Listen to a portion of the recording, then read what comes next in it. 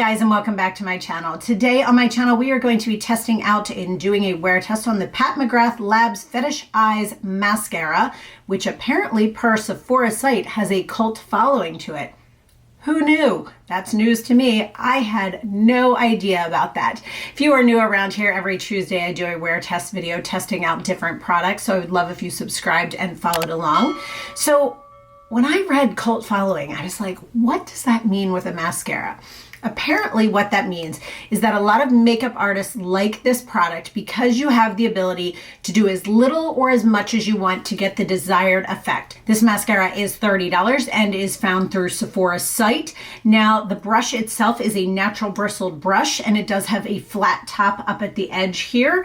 It is a very full brush. I am going to do 2 coats of the mascara and I will show you as I go. It is made for lengthening and volume to your lashes. So I'm super excited to give this a try. Let's jump right into testing it out. All right, so we are going to start off by curling my lashes. I use the Surratt lash curler. I have a couple of these. Somebody recently told me on, I forget if it was here or Instagram, that they found these at Costco, which I hope that means that they're not discontinuing it at Sephora, but meaning at least it'll be more available. All right, taking the mascara, I'm going to start with this eye and do multiple coats, and then we'll move on. All right, natural bristled brush. Let me say that a couple times slowly. And it's a very thick one. It does not go down to a point either at the end. All right, first application is fairly fluttery. This is always my better eye too, guys, as far as mascara goes. Goes on easier. My lashes are easier to work with. My lashes don't clump as much. I do use a lash serum. I use the New Lash Serum. It is my favorite one, guys. I've tried so many. All right, that looks good. Let's zoom in and look at it. All right, taking a look at these. This has none on it, probably a little bit of powder. And then this has 1 coat of the mascara. All right, we're gonna do a second coat on this eye as well. So this is very fluttery, very, very full lashes. So keep that in mind. It always depends on what you're looking for out of a mascara.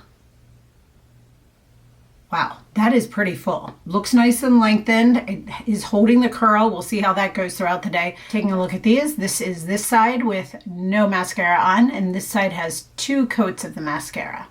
Now moving on to the other side, we're gonna do this in the same manner we did the other. We are going to do 1 coat, take a look at it, and then 2 coats. But I just kind of clamp it down and pump it a few times. You can use it any way you want to. Now the flat end of the brush is a little interesting because typically I use the pointed end on this side because this is my side I struggle with. Oh, yep, and because of that I just touched it down. I'll show you in a second. I use that pointed one because this side, this eye, I always struggle to get those outer corner lashes. I'm struggling with this right now.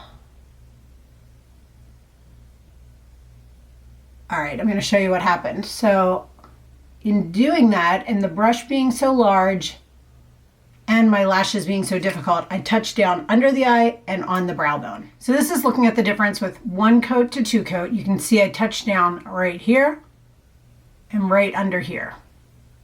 I'm going to do the second coat before I clean any of that up. On to the second coat. Funny thing is that first coat on this eye looks like it's a second coat.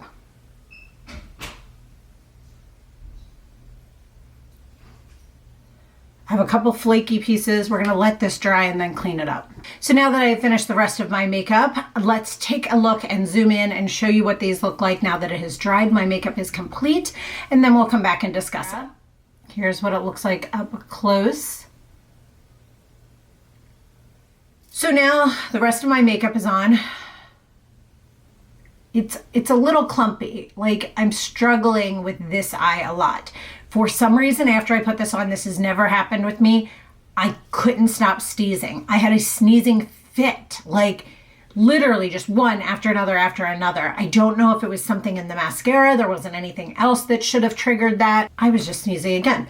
But when it was wet, it kept transferring down, as you saw, and how I removed that. I will say it gives very full lashes, but I will say that it's very heavy. This has already lost some of its curl. Typically, they are much more lifted, and this side has already lost some of its curl. So it'll be interesting to see how this does at the 5 and 10 hour mark. Those are usually my time frames where I check back in to let you know how it held the curl throughout the day, if it got clumpy, if it flaked, if it transferred, any of those things. I will say I do think this is a flaky mascara as well, because I had a couple little flakes over here. They were not from sneezing. They were literally little flakes that fell over there. So it'll be interesting to see if it transfers as well throughout the day. So I will be checking back in at 5 and 10 hours to let you know how it goes. 5 hour check-in on the mascara. Guys, I'm not that impressed with this. This eye looks okay. This one looks horrible. Like, they've gotten all like crisscrossed. I had some flaking earlier that I wiped off, which also wiped off my concealer. All right, taking a look at them. See how this one looks like nice and fluttery, which, trust me, part of the issue is the lashes. This one is like all clumpy. Right now, I think these lashes are regenerating, whereas these ones are very full. I mean, it's okay. It's nice. I don't love it. I wouldn't be like, you have to go get this. Like, some of them I've been like, you need to go try this. This one I'm just kind of like, like the flaking in the beginning. I don't know. Something about this one is just not speaking to me. I think this eye looks great. This guy doesn't. So this is the first time using it. If it's already clumpy like this, I'm wondering if the next time I use it, is this one gonna look clumpy?